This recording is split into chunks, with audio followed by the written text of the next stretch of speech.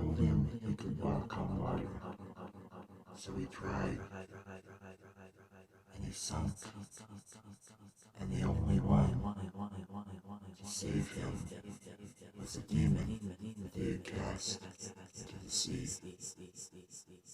He said, I know how it feels to be cast out, to be indifferent. I will help you.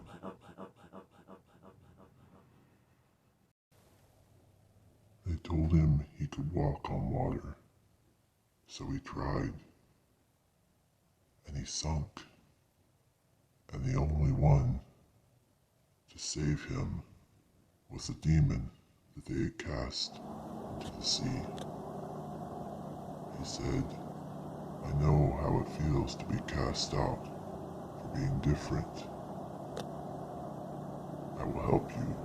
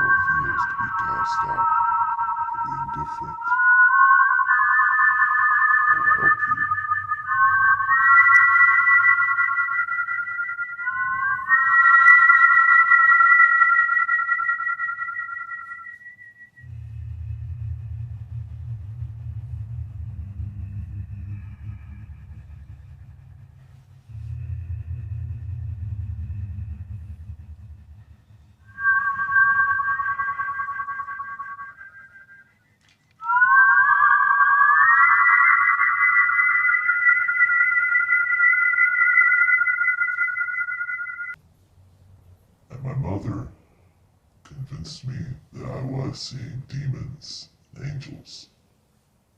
And she convinced me that my being attracted to women and to men, being bisexual, and feeling like a boy was all part of this demonic influence.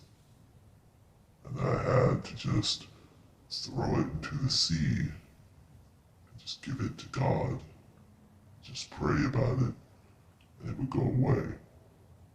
I'd have to just pray if I didn't want those demons tormenting me. She never took me for treatment for my anorexia. She never took me to counseling for my hallucinations. She never got me on medication. I had to seek those things out when I became an adult. What she did do was convince me that everything I did that made me different, that made me unique, everything that she personally disagreed with, was demonic and evil. That I needed to just cast it from me if I didn't want to continue to be tormented by these demons.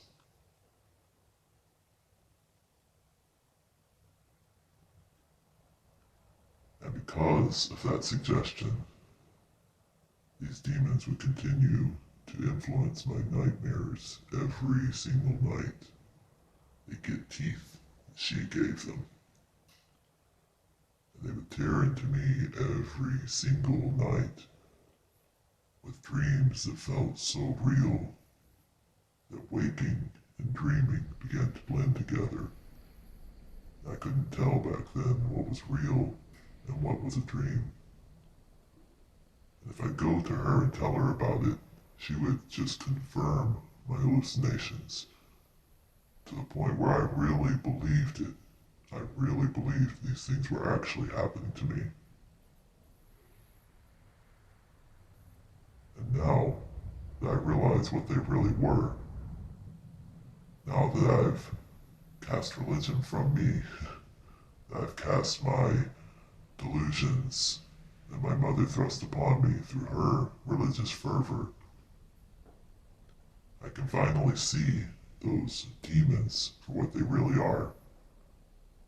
My own fears, my own insecurities about being different, about being unique, about being a so-called freak, about being a so-called abomination. And I can give those demons a story. I can paint a picture of them through my work. Whether or not such villains, but they are a shadow representation of myself against myself, or myself for myself, that I can change my own story, that I can take these fictional characters that I used to believe were real, and I can paint a picture of them in a way that is different and unique, in a way that sees the monsters as the good guys, and the good guys as the real monsters.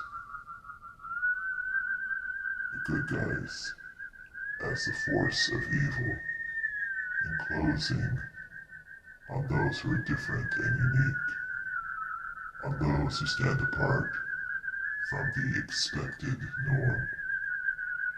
The monsters are those unique individuals who simply do not want to conform to what has been thrust upon them by religion and by conventional standards.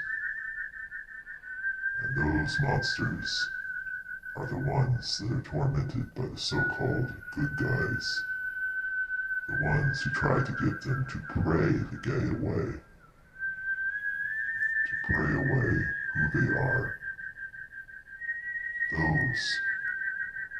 Those people who try to exterminate the monsters, they are the evil and not the monsters.